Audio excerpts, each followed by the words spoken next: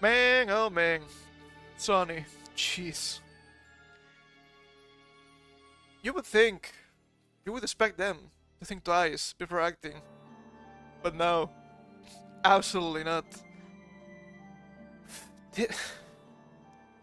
This week has been kind of crazy. Let me change the music here. Let's go back to our usual relaxing Monster Hunter music. Chill Ultimate. Not bad. Not bad at all. Jesus Christ.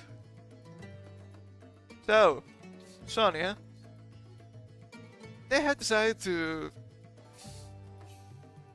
commit not alive, as the kids say.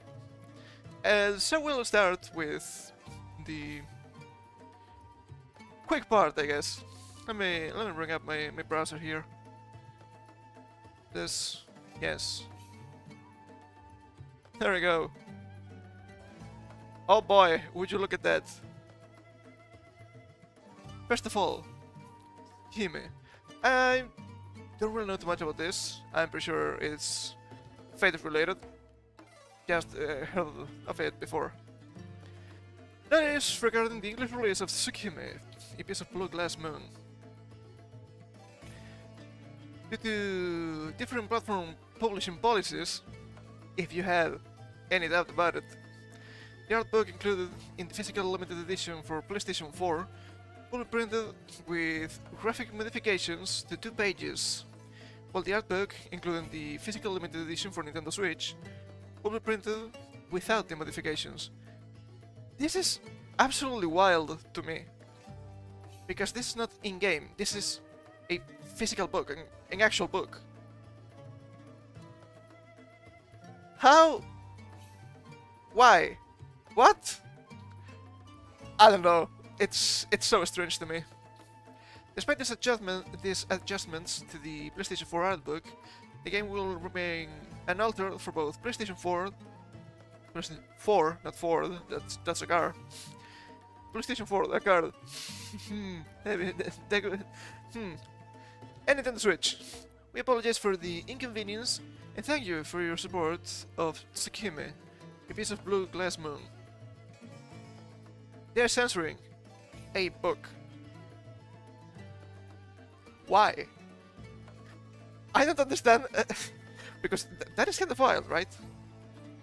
Why do you censor a book, but not the game? At least go all the way, right? I don't know. Also, funny thing, up here, ESRB rating, and for mature. Why are you censoring a mature thing? That happened with Stellar Blade too, so you see. However, even if you're not yet convinced that yes, it is Sony who's behind the censorship in Stellar Blade, they're certainly gonna say that. But boy, oh boy, Helldivers 2, jeez, just look at this. First, let's open up the notice.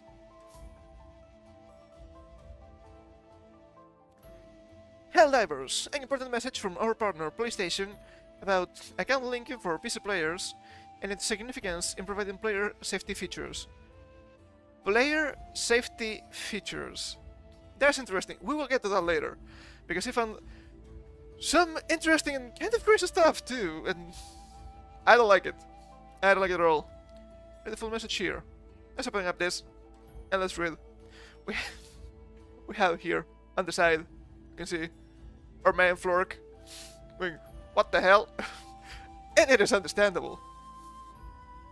This is a post on Steam, because it has to do with Steam, which is absolutely ridiculous. Friday, May 3rd. That was yesterday. Attention Helldivers, due to technical issues at the launch of Helldivers 2, we allowed the linking requirements for Steam accounts to the PlayStation Network account to be temporarily optional. Technical issues? temporarily optional? I just don't believe you. You know why? Because you never said anything about this. I don't think. Someone would have said something at some point. That grace period will now expire. And boy, are people pissed about this. Oh man. See details below in this post. Account linking plays a critical role in protecting our players and upholding the values of safety and security provided on PlayStation and PlayStation Studios games. Make no mistake about this, okay? Yes, this is Arrowhead Game Studios. Or Studio, I'm not really sure if it has an S or not. Doesn't matter. But Sony provided a lot of funds for this, so they kind of bought the game, kinda. Economic triggers, as per usual. This is our main way to protect players from griefing and abuse by enabling the banning of players that engage in that type of behavior. It also allows those players to have been banned the right to appeal. Okay. I don't know too much about Helldivers. I've seen a little bit of gameplay. Seems to me over the top. Kind of fun with friends, which that's the point.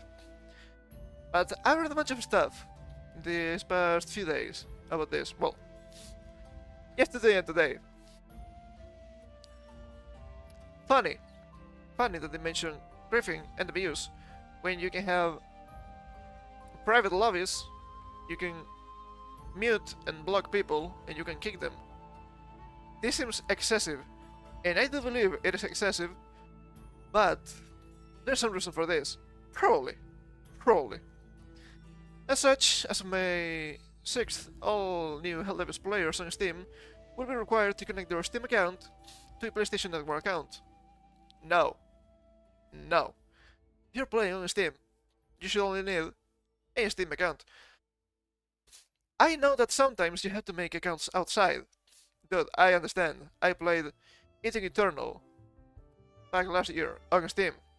But to be fair, the account is not a Steam, it's another site. But that was from the get-go. I think it is a little bit scuffed, but I can understand it to an extent. This doesn't make any sense to me. Current players on Steam will start to see the mandatory login from May 30th and will be required to have linked a Steam and PlayStation Network account by June 4th. PlayStation Network accounts are free and easy to set up using this link. Sure, they can be easy, they can be free, we don't care. That's not the issue here. I understand that while this may be an inconvenience to some of you, some is an understatement. This step will help us to continue to build a community that you're all proud to be a part of. Many thanks for your continued support of Helldivers 2, SONY Interactive Entertainment. If you had any doubt, yes, it is signed by Sony. Directly. And the developments have been kind of crazy with all of this. So, for example, we have the Defense Force here from Master of TDS. Helldivers 2, developed by Arrowhead Game Studios, okay, it had an S, is facing backlash as Sony mandates the PC players link their Steam accounts to PlayStation Network account, a feature that was previously optional. This move has sparked controversy, with many players expressing concerns about the newly mandated requirement. And I completely agree. We will get to that in a little bit. Just this goes first. It appears that there are already bots attempting to manage the fallout from this change. However, this isn't the first time bots have been used to promote Helldivers 2. Scammy. We don't like that. In January, bots praised the implementation of a crossplay feature in a post that received retweets, 16 likes, and 1 million impressions. Look, I don't know too much about AI, I don't know too much about bots, but we've investigated bots before here, and this is pretty telling. In March, bots praised the new Warbond update in a post that received retweets, 29 likes, and 720 impressions. Jeez. Some store open. Hello, Toast. How you doing? We're doing a little bit about Sony killing themselves a little bit with the Helldiver shenanigans. The fuck did Sony do this time? They're being clowns, as per usual. They're messing up with the Helldivers fanbase, and oh boy, the repercussions are gonna be absolutely massive. The question arises: are individuals associated with Helldivers 2, Sony, or PlayStation behind these bots? And if so, what is their motivation? If you use this in your article, please be sure to credit me for learning and studying how these bots function in order to find them in this quantity. Well, you had to do it here. Master of 2DS. And we have the screenshots here. Holy shit, wall of text. And we have, Sony has shared details about the PC version of Arrowhead Games Studios this game, Helldivers 2, which is launching on February 8th, and confirmed the crossplay among PlayStation and PC. The game has the same template as it's much appreciated. This is the original post. We have, nice, looking forward to the crossplay, can't wait to dive back into the action. Back? I guess it's Helldivers 2. Fun of crossplay! Looking forward to teaming up across platforms. Hold the fuck up, is this another jazz version of a song here? That's bad. That's bad. That could be bad. Let's see. I have more jazz here. No? Cool. Let's see. Oh man. 427. There we go. Just in case, I don't know if those appear in game after all. Let's see, where was I? There we go. This gets crossplay for Helldivers 2 PC version launching February 8th. Helldivers 2 and PC with crossplay? Yes, please! February 8th can come soon enough. Can't wait to dive into the action with everyone. This is just really body. It looks like bots here. A lot. Exciting news. They keep using exciting news. I don't know why. Yeah, next. The new Helldivers 2 Warband. Sure. And we have here. Helldivers 2 Warband update brings fresh arsenal to players soon. They said nothing. It's funny that the first three are monkeys. The NFT monkeys. Helldivers 2 Warband update enhanced arsenal drops this week. Exciting Warband update for Helldivers 2 by Arrowhead Studios releasing soon. Dead into the theory. Jeez, it's real. And we have here. Oh, even more replies. God damn. Their new Helldivers 2 Warband update. Oh, this looks pretty much the same. They're really close. Excited for the new weapons. Exciting, excited. Everyone is so excited. God damn. However, even if, let's just assume, right? Even if you don't care too much about PlayStation Network, and you should, because let's be real, they have some weird stuff here. We'll get to that in a second too. There's a massive problem. There's a massive problem here. You see? Let me check. Is this the next link? Oh yeah. You will need a PlayStation Network account. But there are many countries where that's impossible. People in these countries will not be able to access a game they legally purchased next month. And that is wild! You can see Afghanistan, Albania, Algeria, Andorra, Angola, Antigua Barbuda, Armenia, Azerbaijan, Bahamas, Bangladesh, Barbados, Belarus, Belize, Benin, Bhutan, many countries, and we can see some of them are not. Wow, that's just shitholing Africa. Well, you have Eastern Europe. We had, well, Central Europe, Eastern Europe, I'm not quite sure. But you had, where was it? You had Albania, we've seen that already. We have Chad. Chad's not allowed. That's like a 60% of Earth right there. That is quite a lot. That's quite a lot. We have Egypt. And still Africa, but, you know, we know Egypt at least a little bit. We have Georgia, we have fucking Latvia of all places, holy shit. We have Lithuania, Yes, this is Eastern Europe. You can still do that in Russia, which is kind of funny, given the current situation of, you know, the thing. You have Mozambique, you have, I don't know, North Macedonia. We have, here's the censored, we all know what is this, Niger. You have, what else? Sri Lanka, San Marino, a lot of places. There was a map. I don't think I have that open. Let me get it. Let me get it real fast. Listing all of Africa, plus others. There are a lot of places. A lot of places. So let me. There we go. We have a map here, and that's a lot. You have most of Africa, some places on Eastern Europe, some places on Latin America, a lot of places in Asia, and here. Jesus Christ, that's a lot. Some people say 66 countries, some people say 69. I didn't count. That is still a lot.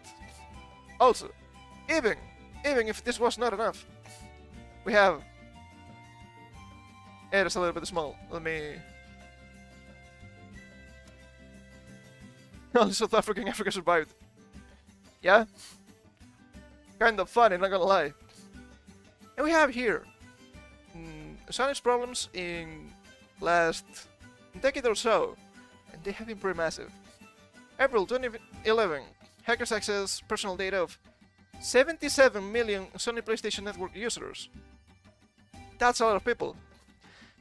May 2011, personal details on 25 million Sony Online Entertainment customers stolen. That's a lot of people. June 2011, Sony Pictures website hacked, exposing 1 million accounts. 3 cases, just 2011. November 2014, hackers steal 100 terabytes of data from Sony Pictures. 100 terabytes. That's big as fuck. August 2017, hacker group accesses Sony social media accounts. Not even the social media is safe here. September 2023, Sony investigates alleged hack. And the last, October 2023, Sony notifies employees of data breach. And I don't remember when it was. I know it was here somewhere. In case here, that a lot of really valuable information was just leaked. We're talking about credit card information. That is extremely dangerous. That is not cool at all. But wait, there's more. We have here. Pretty funny that the community has been trained to focus their efforts on a single goal managed to coordinate more than 100,000 negative reviews in real life. Our training paid off, and we can see here. In less than 2 days, recent reviews, mostly negative. And it makes sense. Let's be real. Do not fuck over your customers. It's just that easy. When will they learn? God damn. Also, I don't think I have the screenshots on me here, but I've seen that some of the community managers was negative of 123,442.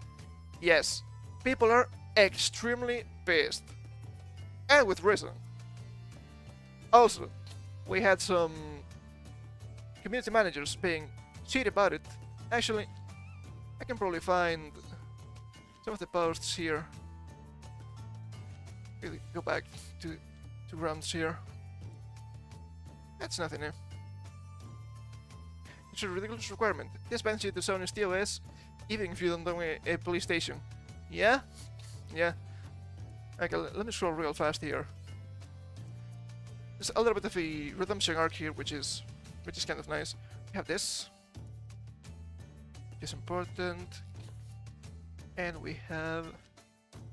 Oh my god, this guy! He never shut up! He doesn't shut up!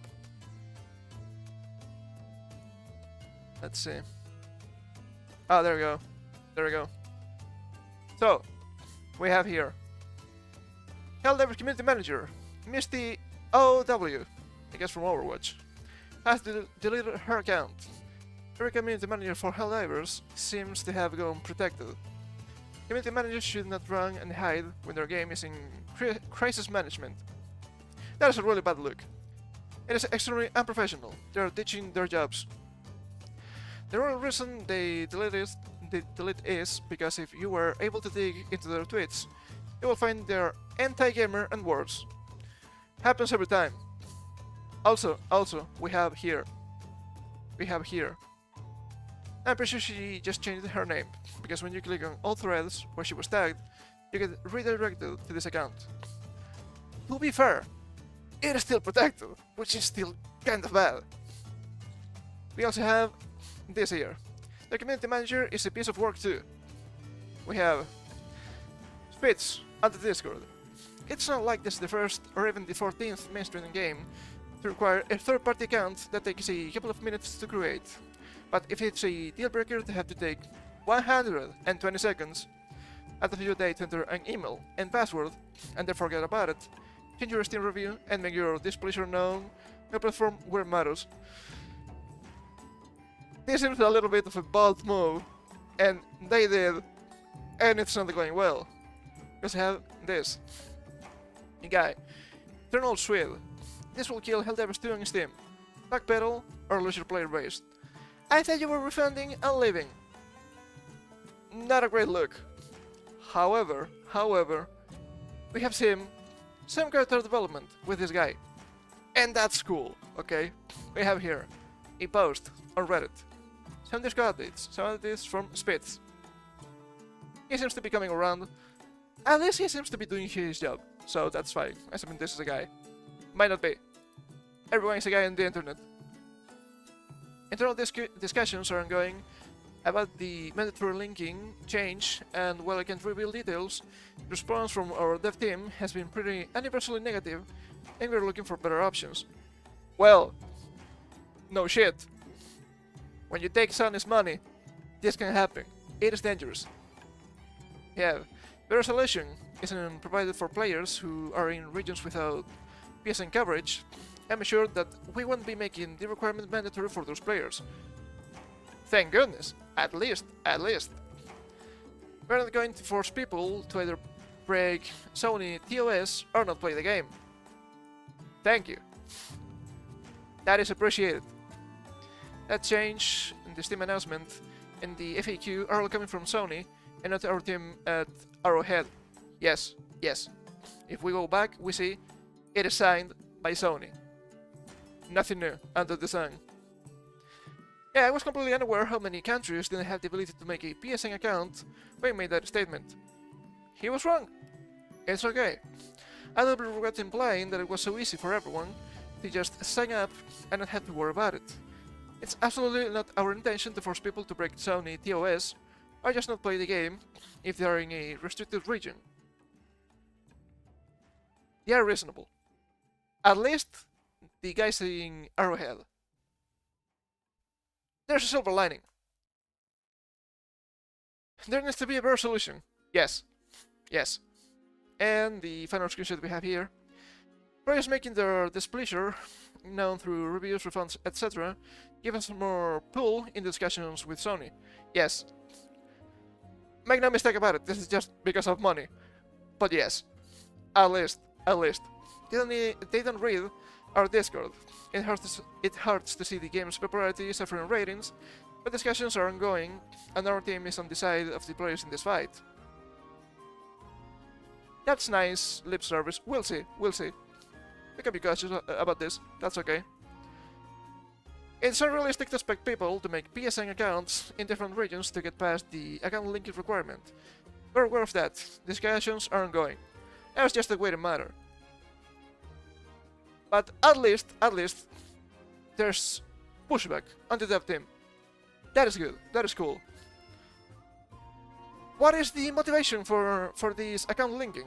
You might be pondering at the moment, like many other people. Well, it's hard to tell sometimes, I would say. Some people are saying, well, obviously this is just data collection. We had some memes where people were like, well, Sony, if you want my data, you're gonna have to pay Google, which is sad, but data collection will make sense. There were some people with accusations who were like, yeah, this is a change just so we can ban people. And I also found something interesting. Something really interesting. I don't really like. And we'll see how this goes. Here we go. From Xputer. 2 weeks ago. We don't have the date here, it was 20 something of April, I'm pretty sure. Sony patents to prevent you from in-game harassment by reading your emotions. That sounds scary, not gonna lie. The new incentive could prove to be a major step towards ending cyberbullying. Let me move the cursor a little bit. So, that's okay. That's probably okay. 10 minutes read. I don't think so. That's okay. Sony is often credited with helping innovative ideas in the gaming industry. Do they? Maybe. And we can get a glimpse of them in patents.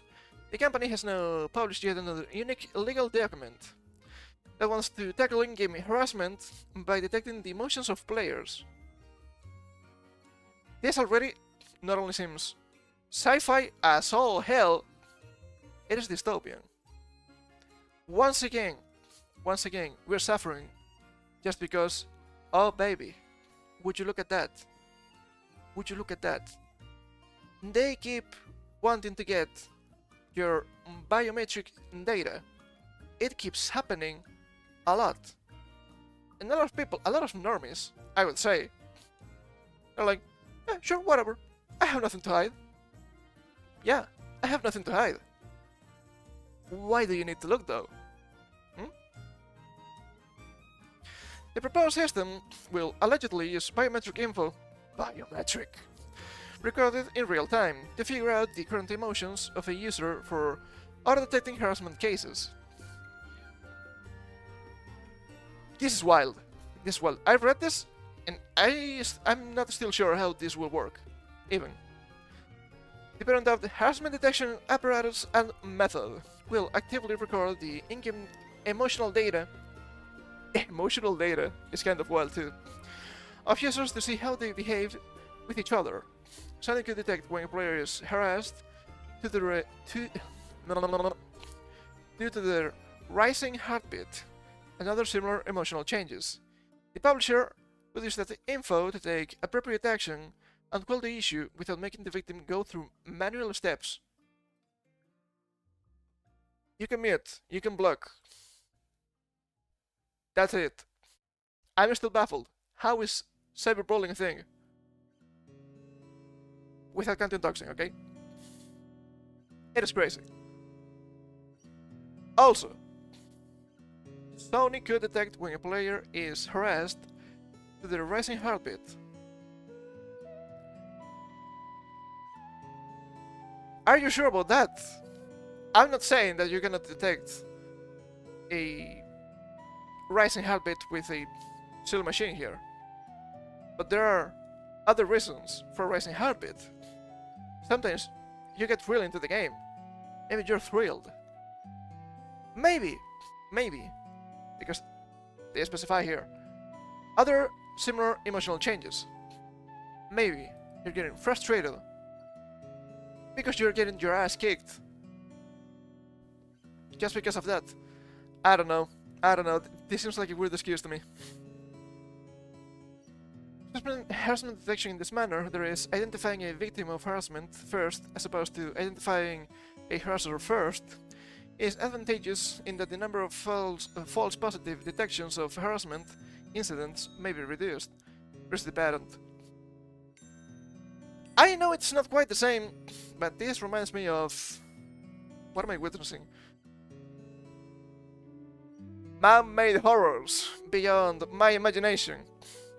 I know this is not the same, but this reminds me a little bit of Minority Report. That is an old movie nowadays. Well, holy shit, it is scary.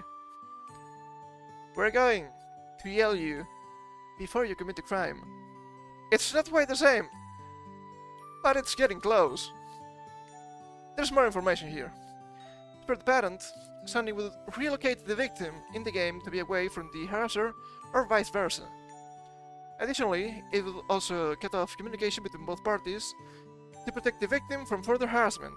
We can expect the publisher to punish the perpetrator by banning them entirely.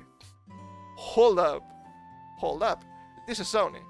As far as I know, most games you're gonna play on a PlayStation, you have to buy.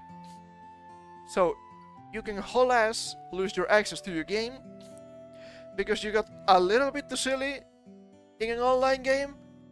I don't know. Temporal bans? Maybe. Like global mutes? Maybe. I don't know. This is way too draconian for me. Way too draconian. And this is not the first time we've seen stuff like this. I don't like it. And then they will have the audacity to wonder, why is it that people don't want to buy our games? Why is it that people don't want to buy a PS5? Well, it doesn't have games, first of all. Why is it that people like to sell the 7 Seas? Well, you see, as Gaben said back in the day, it's just a service problem, baby. It's just a service problem. But it argues that the current protocols to deal with in-game harassment are lacking. Right now, the widely used method requires the victim to report the incidents to a moderator. And that makes sense. You have an action, and then you have a reaction. We could go here on a long tirade about how actual law, real law I mean, is extremely nuanced. So you cannot be like, you kill someone, you go to jail. You could be a case of self-defense. Just to give a quick example. I don't know what to tell you, man. However, many often don't bother reporting the perpetrators. Maybe it was not that big of a deal. Maybe you will not find that asshole ever again. Why bother? Therefore, they might continue harassing other players and feel more comfortable due to the lack of repercussions. So, auto-detecting harassment may also quell this issue. Maybe I like trash talking. Okay? If you're playing a competitive game, you're gonna trash talk, and you're gonna be trash talked too. And that is fine. You don't need to be always comfy. It's okay. I don't know. I'm from back in the day, you see? We all have seen heinous stuff on games before, and that's fine. You don't need to be a frail little boy. Just need the art of harassment detection techniques that do not require the victim to report the harassment they are experiencing. Hold up. So, this is way worse. I just realized. So, you, Sony, are going to tell me when I am being harassed or not? Maybe I don't give a fuck. Maybe it actually fuels me to kill the guy in a shooter game, for example. This is ridiculous. We should thereby decrease the proportion of harassment incidents that never get reported, and also improve the well-being and safety of users participating in shared environments. We have here a figure with just the basic emotions, I guess, with balance and arousal. I don't know if this makes sense. I'm not a psychologist, so maybe I can take this at face value. Execute, receive, generate, detect, and modify. I would need more information about this to properly parse this. Overall, the conglomerate has previously brought up a slew of unique patterns that plan to quell cyberbullying in its games. SONY recently published the illegal document to address cyberbullying in VR games by shielding players with a bubble. That sounds like a stupid idea. Oh, look at that! Look at that! Weak boy! You're in a bubble now! We're going to punch the bubble. Because fuck you, that's why. That's what people do! That's what people do! Additionally, it earlier unveiled its plans to punish gamers for immoral voice chat behavior. I remember this. I remember this. Just a couple of comments here. Let's read them. Just the idea of this makes me physically sick. It literally makes me want to throw up.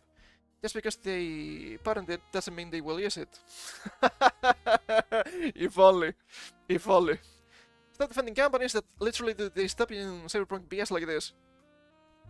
I agree. I agree. This is not me, by the way. I only found this yesterday.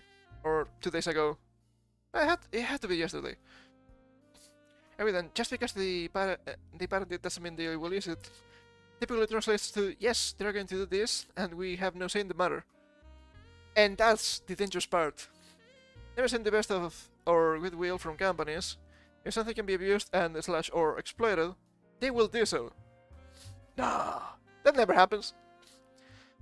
We don't live in a world of ifs, maybes, or perhaps anymore. If they can do something bad, they're going to do it. It's just a matter of when it happens. Yeah, pretty much. Pretty much. And yes, maybe this could be a way to get this Helldivers BS, right? Could be a way to funnel some stuff into this. Maybe, I don't really know. I don't really know. I'm just spitballing at the moment. It is kind of crazy, not gonna lie. Let's move this back a little bit. Let's see. What else do we have here? Oh yeah. Oh yeah. Speaking of companies that love to kill themselves. I read about this just past couple of days too. This is wild! This is absolutely wild. Took me a little bit to find this for stream. Wording can fuck up even the greatest of minds. Yeah. Yeah. Wording is really, really important. And not only that, also we've seen good intentions being absolutely corrupted by... Yeah, this could be great. However, no. One example that I always bring up would be... what's the name of the chip again? Cyberlink? Is it Cyberlink? I'm not quite sure. The brain chip that Elon Musk was developing. And yes, at first the idea was actually really good. Oh, this can help people that are blind to see. This can help people that are paralyzed to move again. That is nice. That is nice. I don't want a chip on my brain. I don't want it, okay? No. That is extremely dangerous. And they keep telling you, no, this is just to interface outside. Nothing is coming inside. Look, sometimes I just... Hello? There we go. Sometimes I just have to get more wisdom from sci-fi. I remember Spider-Man 2 back in the day. It's not the best example, but it is an example. Let's see here. So the Riot client tried to update without my permission, so this is my reply. I'm here to report the league is now breaking computers. Breaking computers! Holy shit! All virtual machines will cause issues, including NVIDIA now. If you're on Windows 11, you must have UEFI and TPM 2.0 both enabled in BIOS, or your PC won't load. Uninstall your fucking Riot client now. It is wild. I've seen some stuff about this, with the Riot client, Valorant and whatnot. It appears to have root access. There were some screenshots. I don't think I have them on tap, which is unlucky. Maybe we can find them on this thread here. That the Riot client was finding some problems with a file inside System32. And I'm not quite sure with the... Oh my god, stop it with the fucking jazz, dude, please. Oh wait, this is not jazz, this is swing. Oh my god. Can be annoying sometimes, you know that? Okay, let's see. 56. There we go. Much better. Yeah, I don't remember the exact wording, but maybe the pop-up window was saying something like, yeah, maybe you should delete this. Yeah, do not. It is a meme. Do not delete your System32, okay? Do not. That is your Windows. Stop it, please. And we have here some more information. If you're passing TPM 2.0 on your Windows 11, you must roll back to Windows 10. There's no way Riot is getting away with this. We have a couple of screenshots here. Riot is denying that Vanguard is breaking people's PCs, and any kind of Vanguard discussion is banned from the sub. Beautiful. Sure. Let's censor them. Let's see what happens. Holy fuck, man. It's tampering with unrelated files, preventing startup programs from booting, causing other programs to crash, etc. Not great. Vanguard stopped my audio playback in my headset when I unplugged/replugged it, making unresponsive for almost 60 seconds in the middle of a game. Good software, for sure. And I remember when Valorant first released, a couple of years ago, the accusations of Chinese spyware. There are still memes going around, thanks to this. We have here, update, after taking out CMOS battery and resetting battery, was able to finally get into BIOS and fix PC with Vanguard running. You need UEFI and TPM 2.0 both enabled in BIOS, or your PC won't load. We sent that already. Other computer is still brick though. This is not great at all. Ah, there it is. There it is. Vanguard anti-cheat is telling people to delete System32 if they want to play. And here we have the warning message. Vanguard has blocked the following file from loading on your system. Device/hard disk volume 3/Windows /System32 /drivers/ks.sys. This is not kill yourself, okay? To disable Vanguard, please right-click on the Vanguard notification icon and select Exit Vanguard. Note, this will put your system in an untrusted state. You will have to restart in order to play games that depend on Vanguard's functionality. Would you like to learn more? No, I already know too much, I'm afraid. And here we have, this is the final screenshot. Final post on this. Just had my PC start to crash every 30 seconds, immediately in the middle of installing Vanguard. Even when it was in safe mode / just sitting in BIOS. How the fuck? This? What? How is this possible? Jesus Christ. This is worse than a virus, actually. Holy shit, dude. Holy shit. Never got into Valorant. Thank goodness. Fixed it by resetting BIOS with the clear CMOS jumper pins on the motherboard. Holy shitballs. God damn. This is bad. This is really bad. And there should be some sort of control for this. Even if it's just a free game or whatever. This could be a lawsuit, actually. I'm pretty sure. I'm not entirely sure. Doesn't look good. Doesn't look good for them. And we have the final one here. As for virtual machines, well, NVIDIA just confirmed it. Is League of Legends available on GeForce Now? With the global rollout of patch 14.9 of League of Legends and in Vanguard, which does not support virtual machines, including GeForce Now, the game is now in maintenance and no longer playable for the foreseeable future.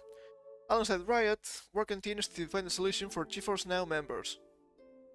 That's bad. That's bad. And I have to wonder a little bit, because you never know with these companies. They're extremely scummy, after all.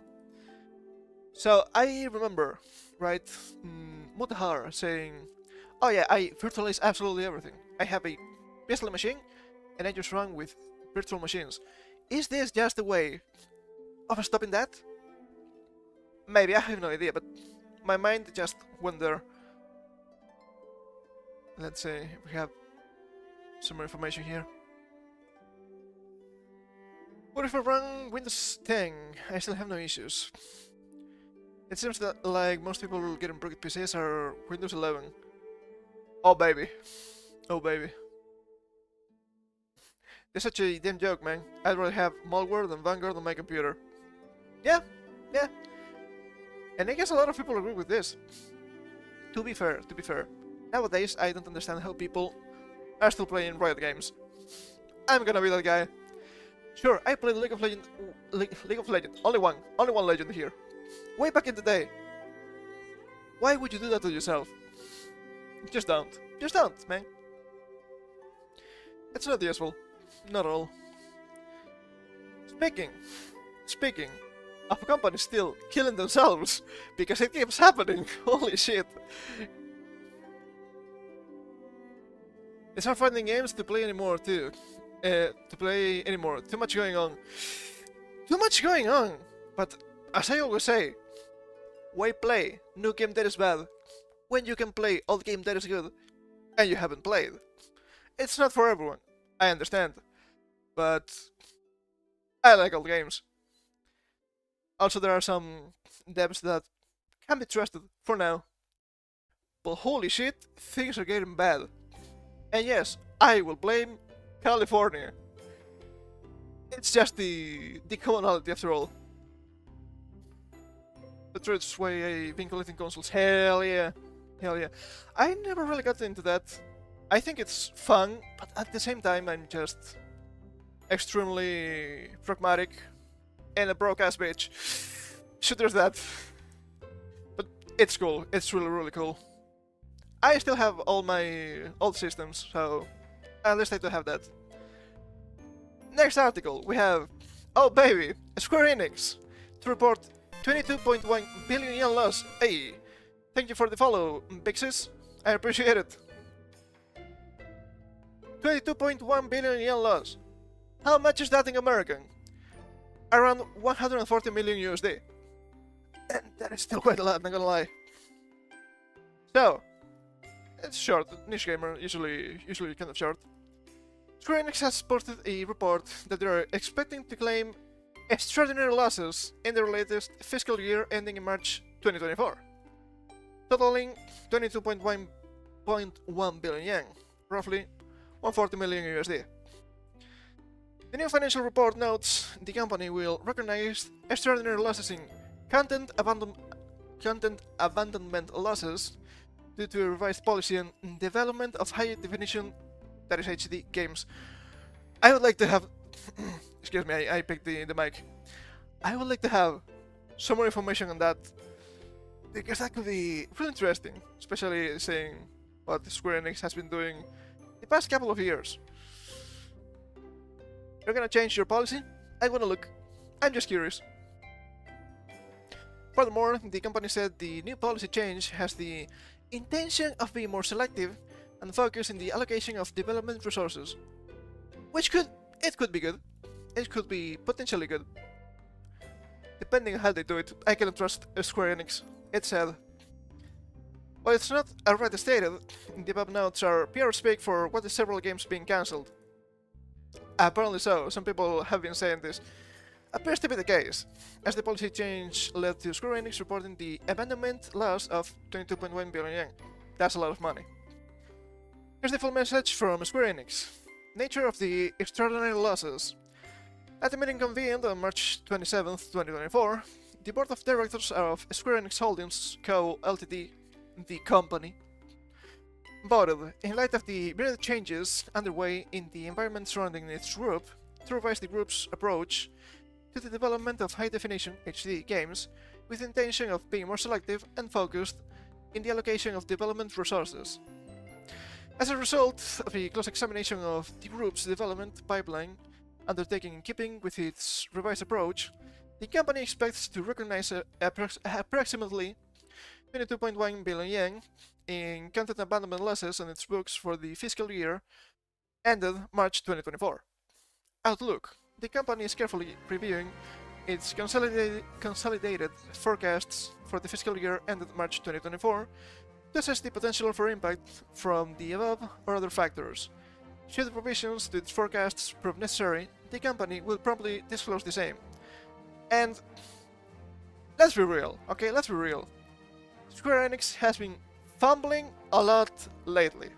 Yes, they had some success, but if it was not, at least in the West, if it was not for Final Fantasy, they would be absolutely fucked. And still, we were that was last week, 2 weeks ago, I don't remember. They were bitching and moaning because, oh my god, Final Fantasy VII Remake second part is not selling as much. Well, what did you expect? The game just released and it's just PS5 exclusive. The first part was PS4 and PS5, and later down the line, PC. You cannot expect to sell absolutely everything now when you cannot have a lot of potential customers. Not many people have a PS5 and not many people are going to buy it because it doesn't have games. I don't know what to tell you. Pretty fun. Yeah, we've seen that too. Oh well, but the part 2 it's not censored. Yeah, and just a week before that release, they decided to censor Tifa. But in the old game, why would you do that? A game that is already 4 years old. It is scammy. It is scammy. We've seen some really weird censorship. I mentioned that a long time ago. But with Dragon Quest Monsters, the Dark Prince, you have for some reason... Is it Maya? I'm so bad with names. The dancer from Dragon Quest 4. Extremely censored.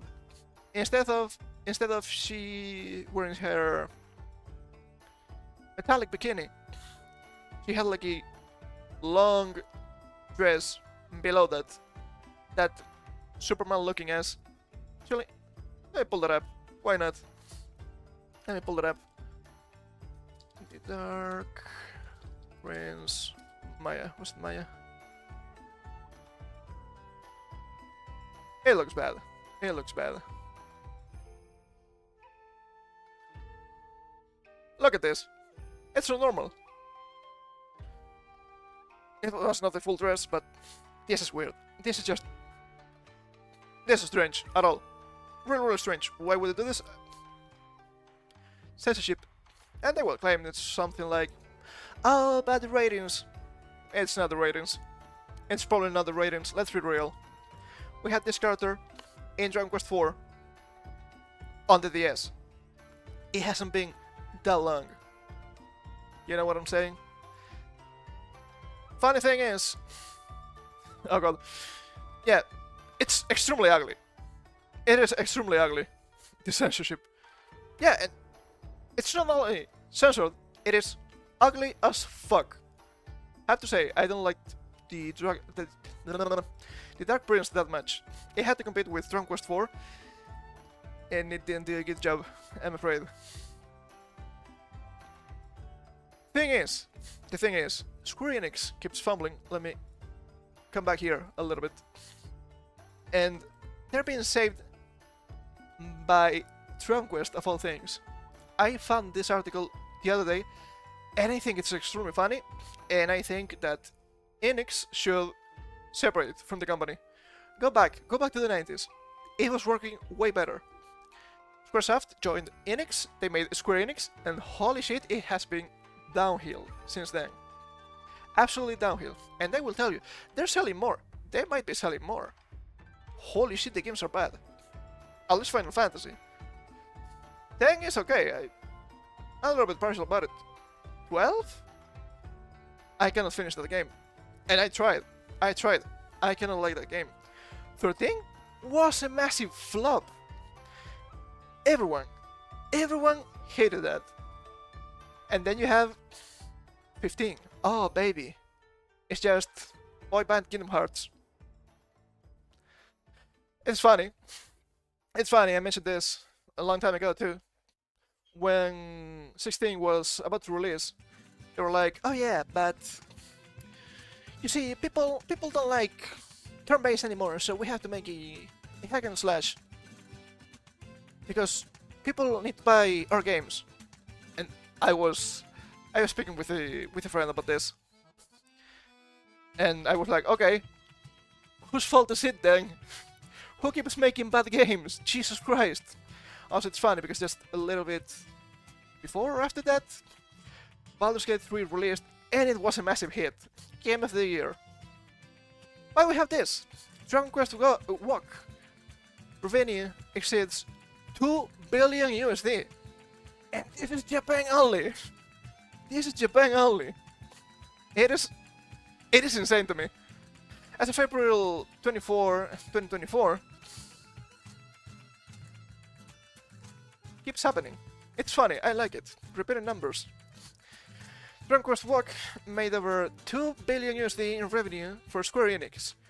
It reached this milestone under 5 years.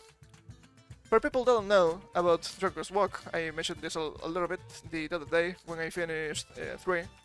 It's just like Pokemon Go, but Dragon Quest and Japan only. I think it's a really cool idea. Never came to the West. Sad. What can you do? This information comes from Sensor Tower, which released an analysis report on Dragon Quest Walk on April 24th, 2024. Aside from analyzing how much money the Dragon Quest Walk accumulated per year, we can also see that it makes the most revenue out of all Square Enix mobile games. And that is not a joke, because you wouldn't expect that. You would expect this to be Final Fantasy, and it's not. Also, they are probably getting a lot of money from 14. Makes sense. Maybe not that much. I expect the servers to be really expensive. I don't know. I don't know so much about this.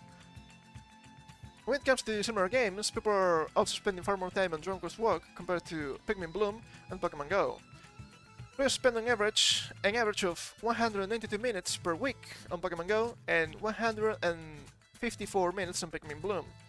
In comparison, people average 545 minutes weekly on Dragon Quest Walk. Dragon Quest Walk is carrying Square Enix at the moment, it appears to be. Why do we have to suffer, man? Why? Why? It's suffering. Dragon Quest is suffering, man. Dragon Quest 3 HD 2D is never coming, is it? No, man. As mentioned earlier, Dragon Quest Walk is very similar to Pokemon Go and Pikmin Bloom. It's an AR game in which the phone uses your location information to send... Oh my god. To send your character on adventures. You can also fight various monsters to level up and get items, as well as interact with characters. The quest system makes players go to real-world locations, which will unlock more enemies and characters. That is pretty cool, actually. As of the time of writing, the game is only available in Japan. It's not coming out. Our games are hard to keep my attention, honestly. Yeah, I played Pokemon Go when it released. That was truly the summer of love. But I lost interest. I don't know. I played a little bit of... What's the name again? Monster Hunter now. It's fun until you get to like level 30 and then it's just a slug. Oh no, not the... No Western bullshit. No. Yeah. Only Japan. Only Japan. And I don't know. This is just... It seems to me like an abusive relationship, I'd say, between Square and Enix. Once again, it keeps happening. I remember. I watched a couple of videos about the merge last year or 2 years ago. It's been a while already, so I don't remember everything. But one of the reasons that Enix was interested in joining Squaresoft was to publish themselves on the West. I don't know about you guys, but I don't think that worked. Since, let's say, 2004, I don't necessarily remember when the merge was. How many Dragon Quest games did we have that were famous? Pretty much only two. 8 and 11. And 8 was for the PS2. 11 was for PS4 and 3DS at first, and then it released on Switch and Steam. Not Microsoft, probably not Microsoft. That's not a lot. That's not a lot. There are many spin-offs, and I think they're really fun. Monsters Joker for the DS. That is a fantastic game, actually. Both 1 and 2. I played 3. I wasn't really feeling it. That's probably me thing, to be fair. Motherfucking Dragon Quest Rocket Slime was beautiful. It's just so much fun. But it wasn't really all that known. Even Dragon Quest 9 for the DS just existed. Also, the remakes for the DS, I remember 4 and nothing much. We had both 5 and 6, I'm pretty sure. I remember 6 a little bit. I think it was 6. Yeah, it had to be 6. It was the guy with the blue hair. And look, I love Dragon Quest. Dragon Quest 11, holy shit. 130 hours. Full achievements. I was glued to the screen. Translation though? Ass. Absolute ass. It is disgusting. You go to, look, this is Japan. And you hear the dialogue in Japanese. And they're speaking normally. And you read the text. And they're speaking in fucking haiku. But why? You're butchering it. Stop it. I hate when they do that. And holy shit, the mistreatment of Dragon Quest, it's just to be studied. This is quite insane to me. This is quite insane to me. And I would be happy if they were treated better. Just better. Especially when they're carrying Square Enix at the moment. Holy shit. I'm a little bit afraid about 12. I mentioned that the other day. When we read a little bit about how the OG producer was stepping down. I was probably old. I understand, I get it, okay? But get a new producer. We had some article, I guess, from months ago, where they were like, yeah, we're gonna change the battle system on Dragon Quest 12. No, do not. It can be a positive evolution, but also I fear for my life. I am fearing for my life at the moment. Do not give them the Final Fantasy treatment, please. Dragon Quest is already good. And we have a bunch of assorted news here now. We have... I guess this one makes sense. It's short, but... oh boy. I'm fearing for my life at the moment. Live action Legend of Zelda movie will be great. Premises director. Fans are gonna be happy. They keep saying that. I never believe them. Didn't they say the same thing with the live action Avatar series? And we all know how that came out. Not great. The upcoming live action Legend of Zelda film just got a reassuring update from its director. Shigeru Miyamoto, the original creator of the Legend of Zelda franchise, first announced the project's existence on the official Nintendo X, formerly Twitter, account in November 2023. At the same time, it was revealed that Wes Ball will be directing, a filmmaker who helmed the Maze Runner films and the upcoming Kingdom of the Planet of the Apes. I don't know too much about Maze Runner. I've seen at least one of the films. It was ass. Video games movies are so hard to do right. Yeah, they mostly flop a lot. We had some cautious W's lately, but that's just teaching them the worst lessons possible. They get damn thing with being bad in general at first observations nowadays. They have been bad for a long time. And to be fair, even if I wanted to give this guy the benefit of the doubt, it's not looking good. It is not looking good. Wes Ball gives reassuring update on Legend of Zelda. Let's see. In an exclusive interview with ND Direct's this website. Rush Milheim, while promoting his new movie Kingdom of the Planet of the Apes. That seems scummy. I understand, advertising, really important. But, I don't know. Legend of Zelda director Wes Ball teased how good the highly anticipated Nintendo film will be. Highly anticipated? Now that is true. Let's see how it goes, though. Ball noted how the franchise is one of the most important things ever in his life. And I don't know if that's true or not. But I'm a little bit suspicious of that claim. Now the movie is gonna be great and fans are gonna be happy.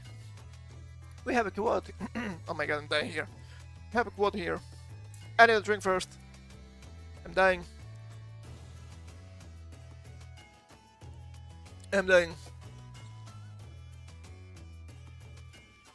We're working on it. I think it's gonna be great. Fans are gonna be happy. Lip service. Legend of Zelda to me is one of the most important things ever in my life. You know, next to Star Wars, I've played Legend of Zelda throughout my childhood and into my adulthood. You know what I mean? I'm a fan. I'm a fellow fan. I will go to the ends of the earth to make sure that it is the movie we'll hope it will be. It could be the case, but I don't know. Look, I am a fellow fan. This to me looks like a red flag. And that's just me speaking here. Maybe I'm just misguided. Maybe I'm just too jaded at the moment. It could be, but this reeks of how do you do, fellow fans? So the movie would be so cool to do in old art style. Yeah, old art style. We could do some anime movie. That could be great. If you've seen some of the mangas, they look really nice.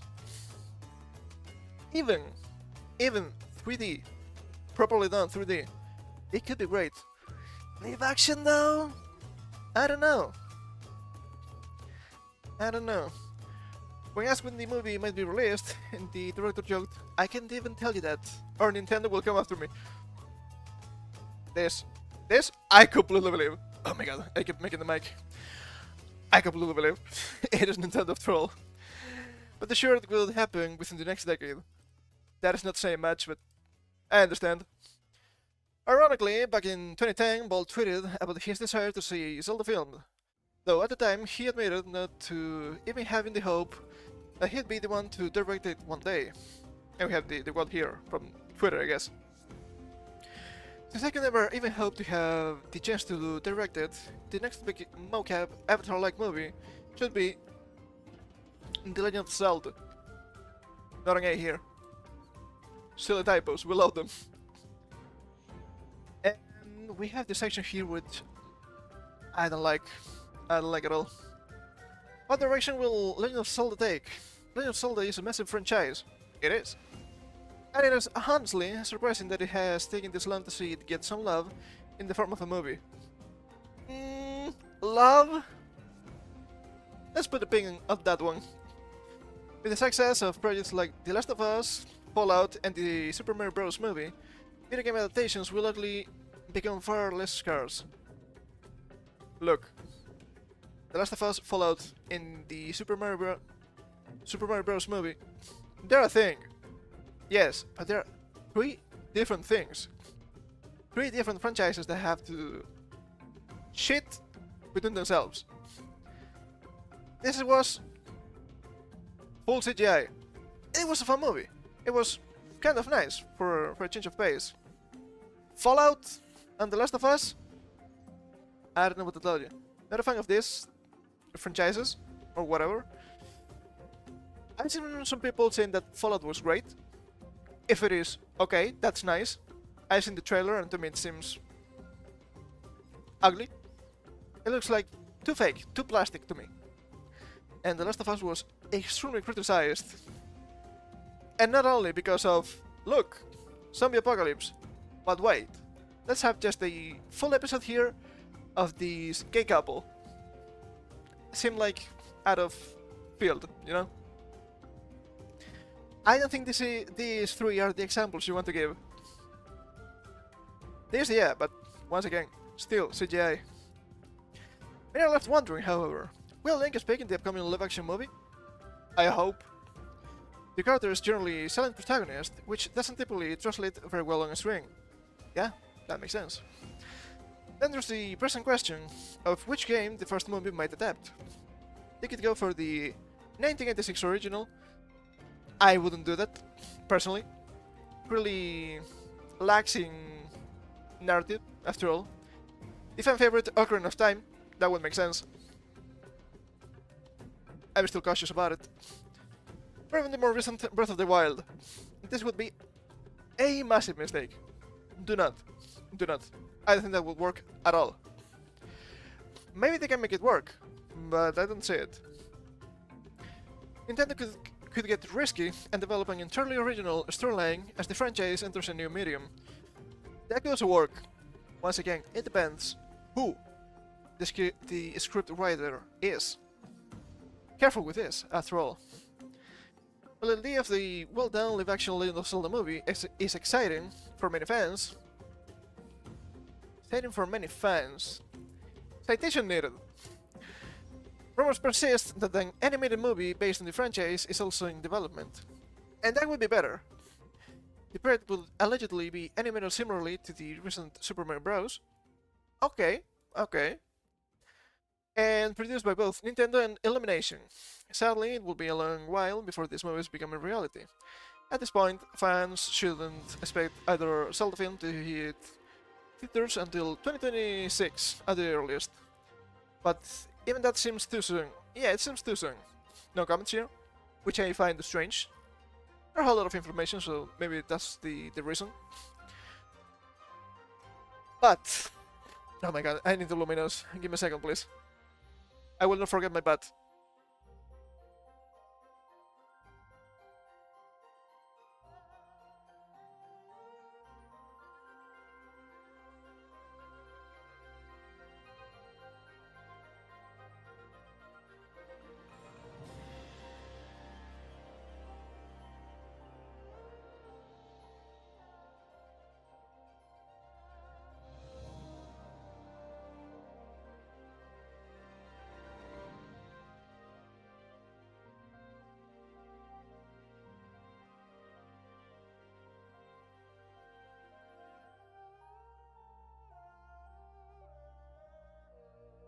But I remember my butt.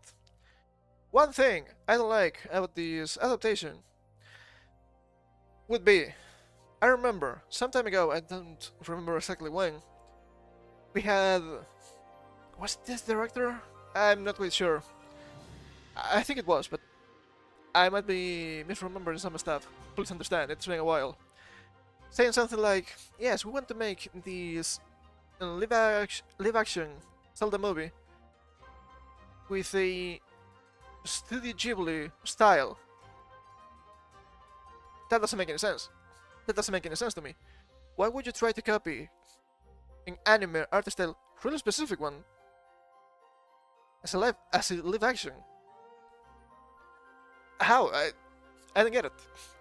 I don't really understand. It seems to be like a throwaway, like, yes, look, we're fans, we understand the weebs. Do you though? Do you? Also, this is supposed to be a live action. Who are you going to cast? Who are you going to cast? A lot of people were saying Tom Holland as Link, and even if I find that to be kind of a meme, it wouldn't be that bad of a choice, to be fair. So what? Are we gonna have Zendaya as Princess Zelda and fucking Dwayne Johnson as Ganondorf? I don't know. I don't know. I don't see it. I just don't see it. Let's see. Let me quickly check. What else do we have here? What else do we have? We have that. We have that. Yeah, I can close that. Sure, let's go with this one. I think this one is a little bit funny. You think Illumination could pull it off? I'm not quite sure. But I do believe that animation would be way better than live action. It wouldn't be helpful, but no. Maybe. I would need to see the proper models first. It shouldn't be too cartoony. Unless they're going for Wind Waker, maybe, but that wouldn't be a great choice. I don't think. I don't think so. But at least I think the medium helps more for that. I mean, I still remember. I don't know if it's still on the YouTube machine. A old, really old, from a long time ago. Teaser trailer for, oh look, Zelda live action, and that was just an April Fool's joke. It didn't look that bad. It would be funny if the actual movie looks worse than that. But let's see here.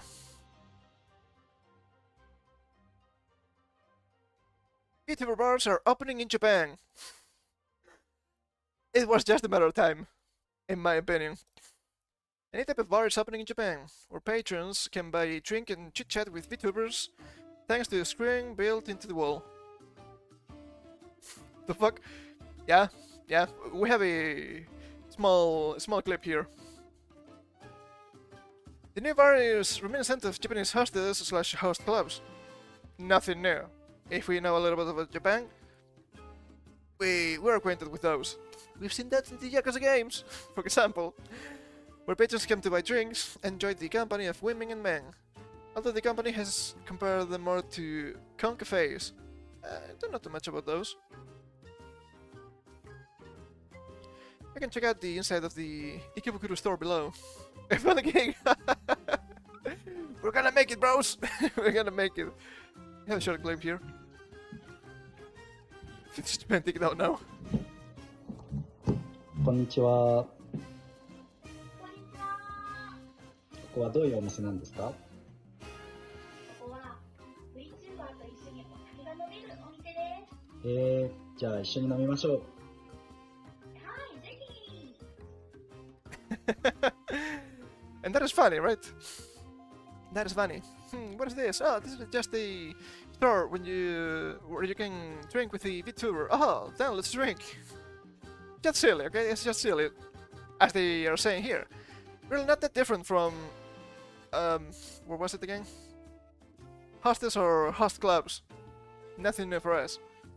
However, normies. VTuber, broadly speaking, are streamers who use a virtual model to represent themselves. It's me! And well, yeah, they just have a little bit of an explanation of what VTubers are here. And look, I understand that there are a lot of normies out there. What is this music? Let me check first. Standard mix. Okay, see another jazz version here. Let me jump a little bit. Welcome to Mudo. There we go. I can only make myself a former hostess. Oh no. Well, let me get it. But yeah, we have some normies and look, I know, I understand that not a lot of people are that into the weeb shit like I am. At the same time, we have some people trying to be, I don't know, a little bit, I don't want to say grifting necessarily. I want to believe it's not necessarily grift in this case, but more of a, how to say this, pure ignorance, right? I watched this through a quartering video, and I might disagree with Jeremy sometimes, and he was like, well, you see, these AI girlfriends, these VTubers, and I'm like, hold up. You might not believe this. We are not machine people. We are just anime people. I understand that it's always low-hanging fruit to shit on the weird anime people on the internet, especially nowadays. I understand, I get it. But this is not going to destroy society as we know it, because this is nothing new. So, do not be like that. To be fair, he brought up an interesting article with Joe Rogan, and I think that is more dangerous way more dangerous than tubers, to be fair. I have it here on the side. Joe Rogan reveals what could be game over for the human race, and this just seems apocalyptic.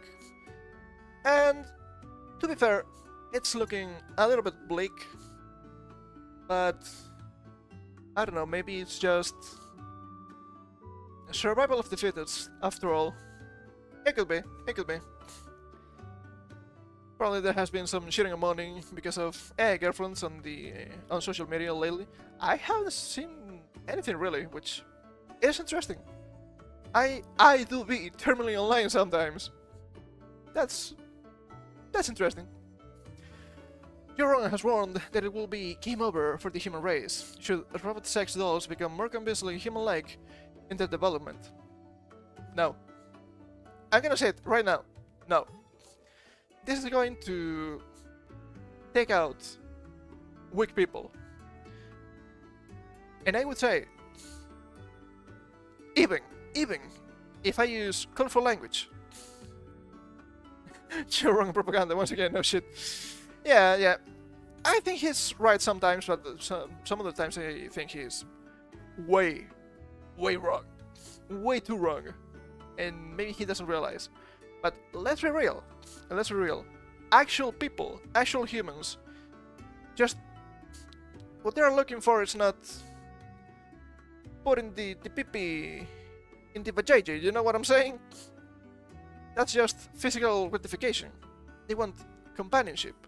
They want an actual relationship. They want to have kids. This is not gonna happen with your robo waifu. I'm sorry to tell you this. Near fans, not gonna happen. That's just going to take out weak people. And we could even call them subhuman. I'm not gonna do it. I'm not gonna do it because that would be wrong. But we could think that. The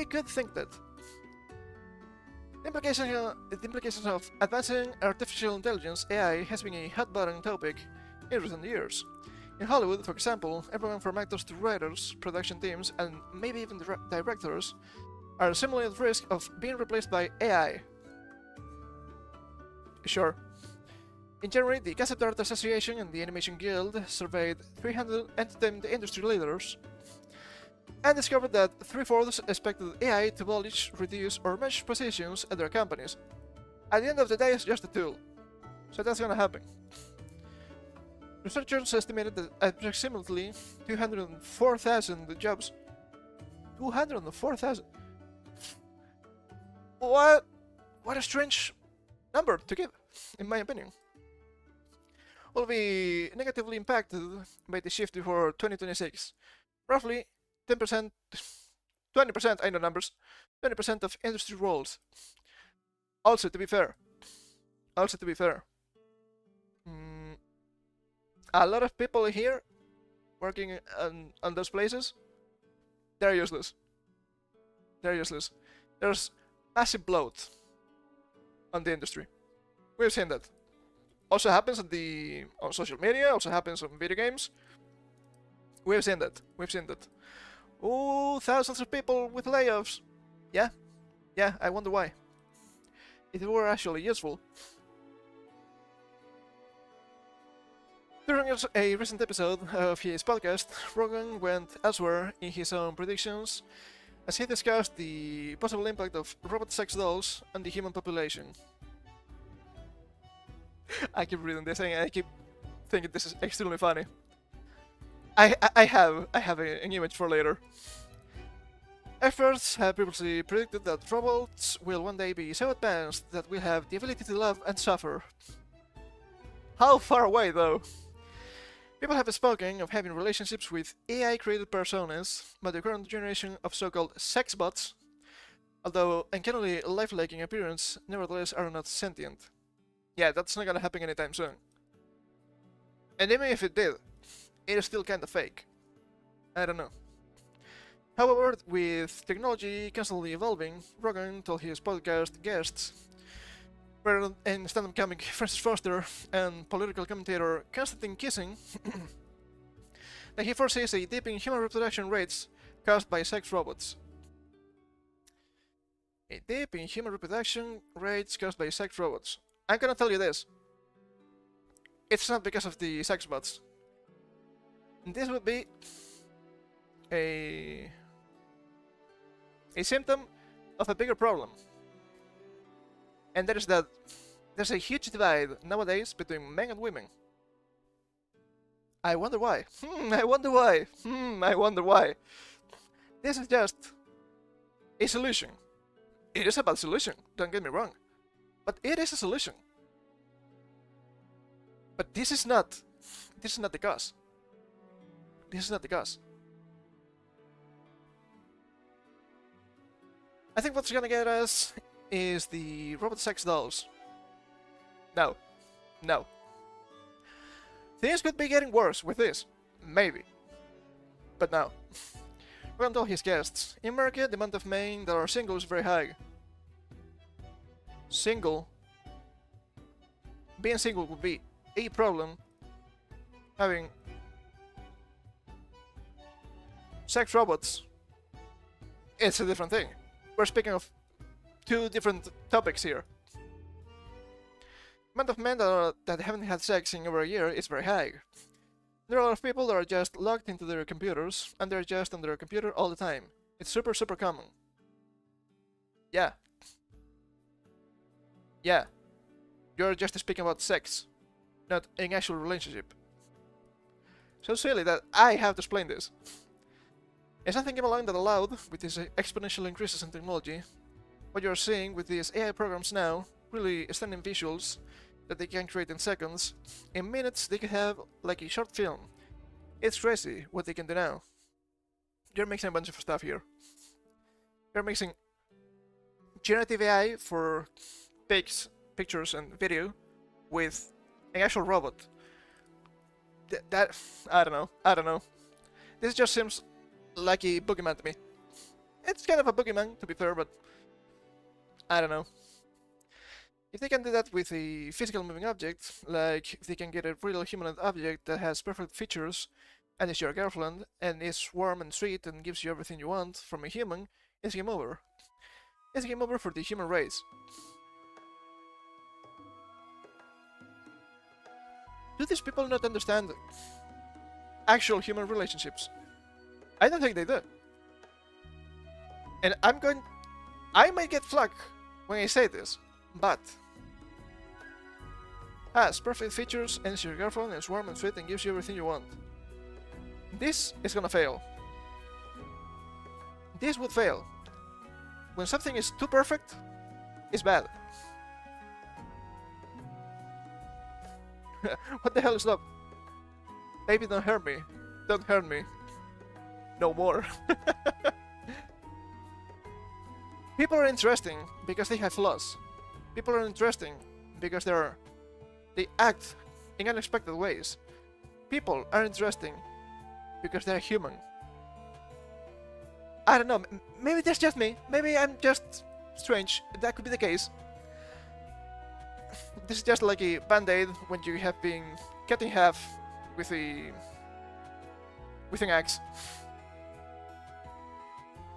Like, if it was artificial intelligence, I wouldn't kill everybody. I would just let them die off. The former Fear Factor host went on. The most humane way to do it is to let them realize that they are unnecessary, and there's no need to have kids when you can fuck your Unifor Lopez robot, and that's what they would do. If you're just obsessed with sex, you might be just an animal. I'm not saying it's not important, but if that's just your only worry, they would just live with the robots and no one will have real relations anymore. It would go away so quick. Then they would start having robot babies. So women that want kids, you just have a robot baby, since you can't have a regular baby. They just give you this baby. This baby will stay a baby forever, he said. Like a toy. No. You people don't understand humans. That's wild when you're supposed to be humans. Are there reptilians? Do we actually have reptilians living in this world? Are the lizard people real? I choose to believe. Obviously, obviously. When I read this the first time, I could only think about game over, man, game over. Joe Rogan and Alex Jones must be on the same drugs. Yeah, probably. I can only think about that old Futurama episode. Do you guys remember this? It was not Jennifer Lopez, but it was Lucy Liu. And holy shit, it seemed dystopic back then, and we might agree with this a little bit, but at the same time, Fry is just a fucking moron. So I don't know if that's just the guy you want to see yourself as. This is the guy that went back in time to be his own grandpa. I don't think this is a good example. Maybe that's just me. Maybe that's just me. They had a really nice documentary in the episode about how these sex bots almost finished the human race.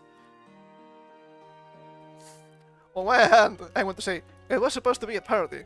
On the other hand, I see the current world, and this looks even worse than a parody. So you never know. You never know with these people. Okay, there's a loop. That is nice. How about the finish? 6 hours. Finally. Finally. Oh man. This is wild. This is absolutely wild to me. I need to stretch a little bit. Let's have a couple more things here. Let me check. Let's see. We have, oh man. Yeah, that is funny. Let me bring up another tweet here.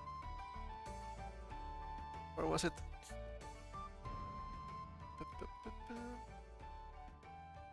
Was not that one? There is. There is. I think entertainment is actually really important. I think it shapes a lot of stuff. And as we can see, we have some film updates. Biggest box office failures of 2023. The Marvel, only one. We don't have enough money. The Marvels, a loss of 273 million USD. That is a lot. The Flash, 155. Hold up. The Flash, with this guy, this Ursa Miller. Wasn't this guy like a confirmed pedophile or something? Am I misremembering stuff here? That's weird. That's weird to me.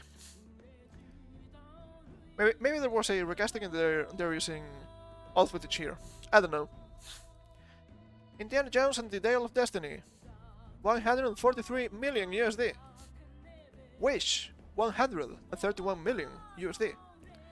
And the Haunted Mansion, 117 million USD. This is a lot of money. This is a lot of money. People are getting extremely tired of modern movies. And I understand. You had some people. Who was it? Who was it again? Was it? Oh, I'm so bad with names, dude.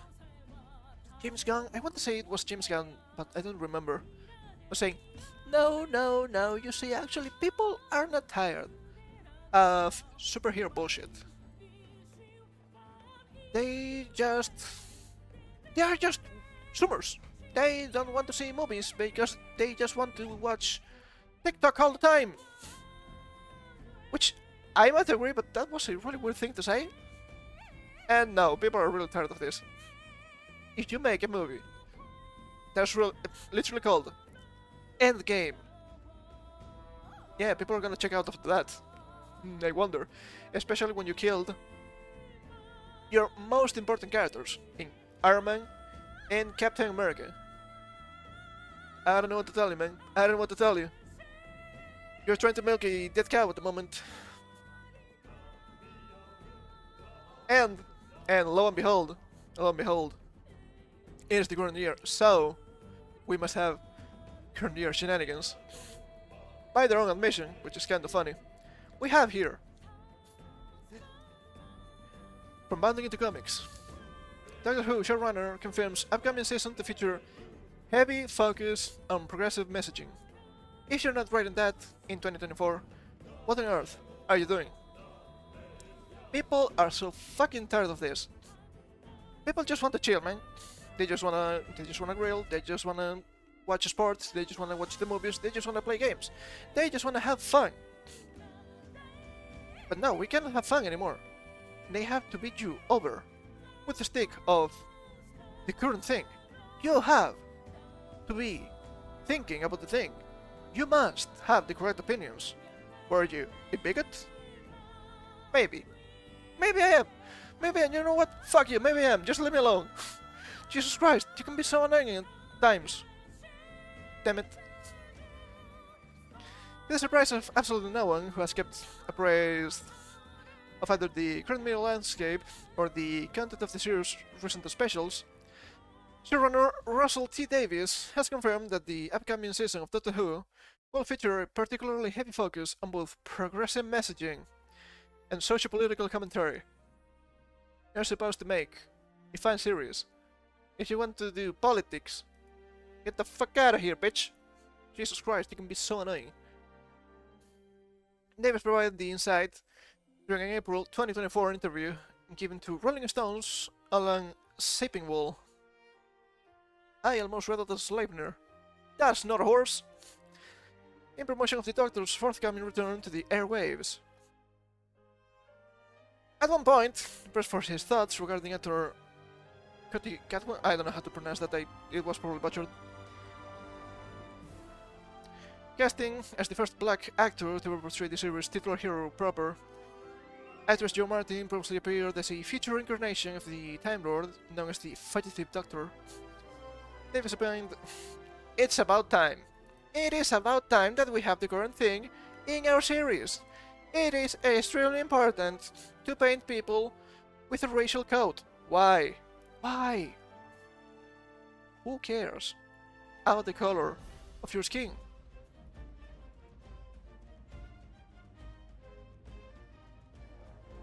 So sick and tired of this, man. Sometimes big terrestrial and streaming shows can be slow machines to catch up with the world. Shut the fuck up.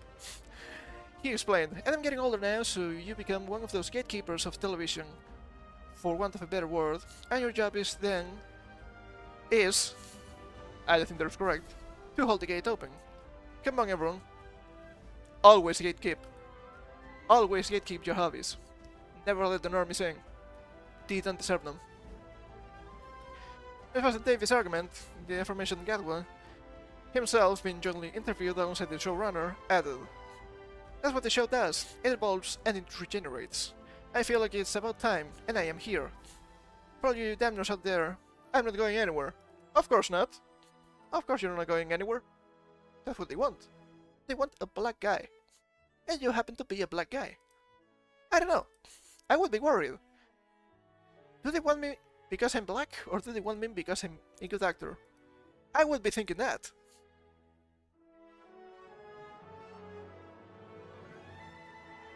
On the topic of personal identities, Davis then addressed the fact that both he and Gatwa were themselves queer. Why is identity so important? I will never understand. Concepting well that while many feared otherwise, their sexualities will have no undue or excessive influence on the season's storytelling. We'll see about that. We'll see about that. I don't walk around thinking all day about being queer and what's my queer energy today, explained Davies. Maybe they're gonna get flagged because they're not gay enough. That would be funny. That would be funny. I'm talking to people who live a queer life, so this is completely normal. Also, maybe it's just me. I don't really understand what this is. Queer life. Okay, sure. I don't know. Not that long ago, people were claiming that being queer is actually political stance, so Careful. Careful with your words. This is completely normal, and where I'm slightly amazed is that anyone finds this different. I don't know, you're using weird words to describe something that is probably normal. People are not going to understand. Come on, street people, come on and find out now. Look, I don't need to find out about the gay lifestyle. You wanna be gay? Sure, let me alone. That's everything I ask. To this end, Gadwin noted that while many have taken to describing his version of the Doctor as queer, he himself was reluctant to apply any human label to the Doctor because they are an alien. Okay. But then why are you applying racial labels that are human-based? I don't know too much about Doctor Who. It could be a reason. There could be a reason. I don't know. They think with all sorts, argued the actor. This is level-less and limitless. This is level-less and limitless, yet we're using labels. What? I don't understand. And I think it represents our ability to be limitless and our ability to be anything. This is a contradiction. Yes, you can be limitless, you can be anything. You don't need labels. Why do you keep using them? What? This is labelless, but look at me. I'm black. Look at me. I'm queer. Are you listening to yourself, my guy? I don't understand. I will never understand. And the character can be anyone and played by anyone. Is it though? Is it? I don't know. I don't know too much about this. It could be. I feel very honored that I get to be the first of a couple of things. Because I think if you're a true fan of the show, you understand it. You understand that Doctor Who lends itself to inclusivity and to diversity and welcoming different people in. That's what Russell has done. I'm very happy to be a part of that vision. Labelless and limitless, but also inclusivity and diversity. What the hell? I think I'm going crazy here.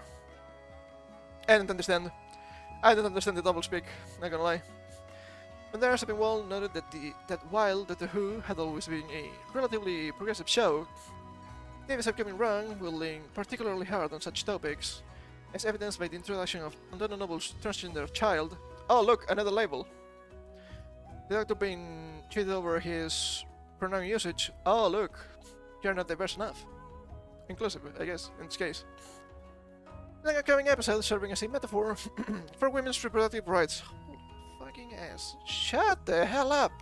If you wanna be a politician, sure, do it. Stop trying to put your fucking BS on entertainment. God damn it. To which the showrunners claimed in turn, if you're not writing that in 2024, what on earth are you doing? Making proper entertainment that people will like. And not trying to appease like 10% of the population, if you're lucky.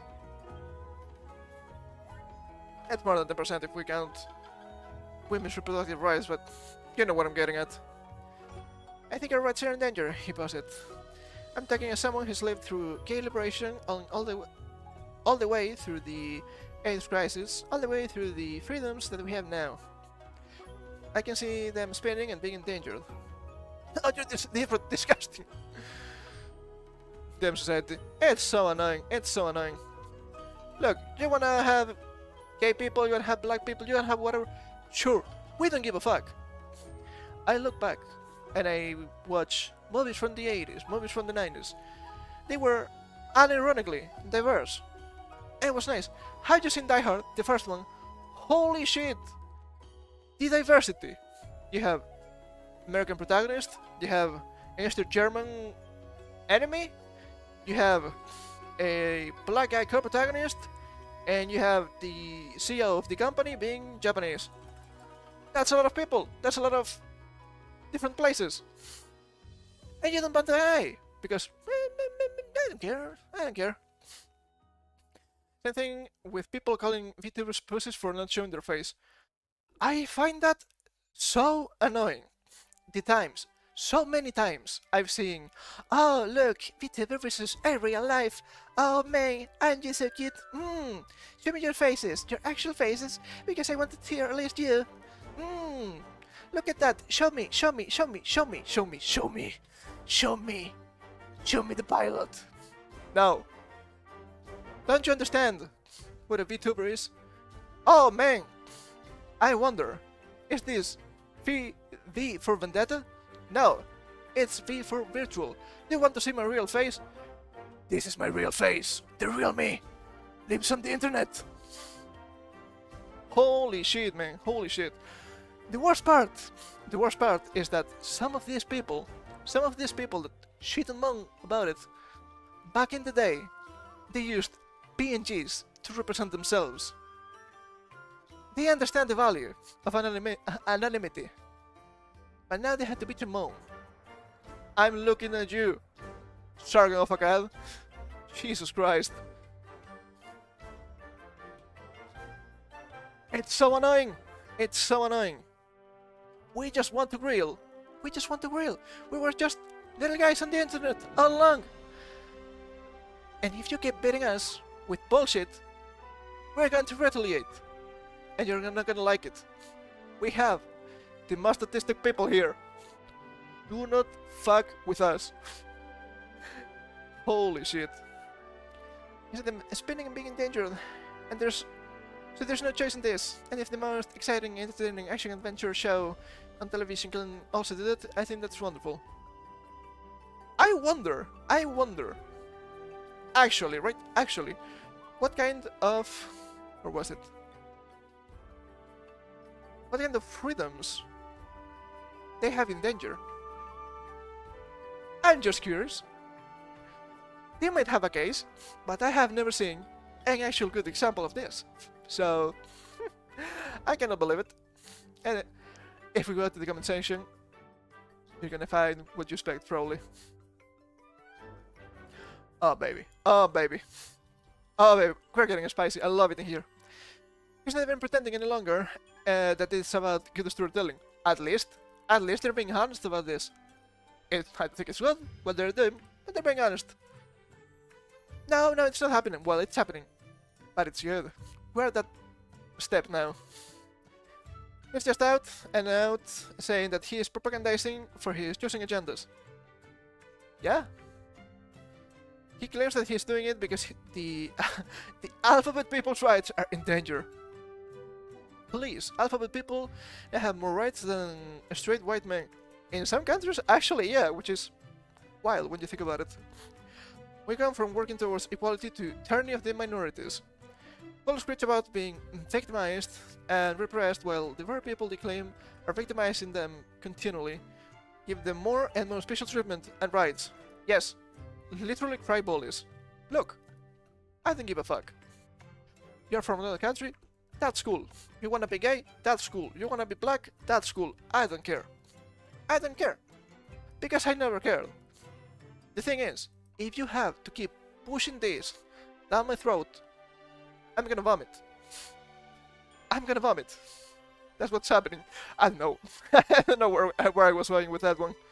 But I think it makes sense what I'm trying to say here. Do you remember? Oh baby, back in the day. I have a dream that one day people will be judged by the content of their person. Their persona, I guess. I'm not quite sure about the quote. I'm fucking it up already. Rather than the color of the skin. Yeah.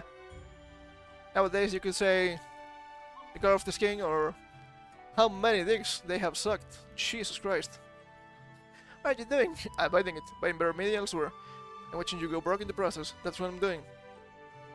That's what you have to do, man. That's what you have to do. It's so bad. It's so annoying. Look. You wanted to have a black doctor. Wouldn't probably be an issue if you weren't trying to beat people with this. Just shut up. They say, oh, we're going black for a change. I don't know, he's a good actor. He might be, I don't know this guy. He could be a fantastic actor. But no, you have to reduce absolutely everything to a race. My sexuality. Shut up, dude. Shut up. Give me something useful. Give me something that is good. So annoying, man. So annoying. But as we have seen, they're losing money. So fuck them. Fuck them. I can only celebrate that. It's just their fault. You want to make something that is actually good, something that is actually entertainment, something that people will like. People will buy it. People will buy it. You wanna be a clown? You wanna propagandize? You want to have an agenda? Well. You can do that, but it's going to cost you. It's going to cost you a lot. Anyway, this is everything I have for today. I went a little bit longer than I expected, but that's fine. We covered everything. Oh baby! Oh baby! So, we'll come back on Monday as per usual if nothing strange happens. And I don't know what I'm going to do. On Monday I have like 3 different ideas. And I will probably go for the easiest one. What can I say? I'm a simple guy. I'm a simple guy. Hey, business. Thank you for coming, Toast. I appreciate your time. So, thank you for coming. I hope you had some fun. We had to rant a little bit. We're not molding. We're gonna make it, bros. We're gonna make it. We're humans. They're gonna make it. But now we have to rest a little bit. So, I will see you soon. On Monday, as it should be. So, until then, take care.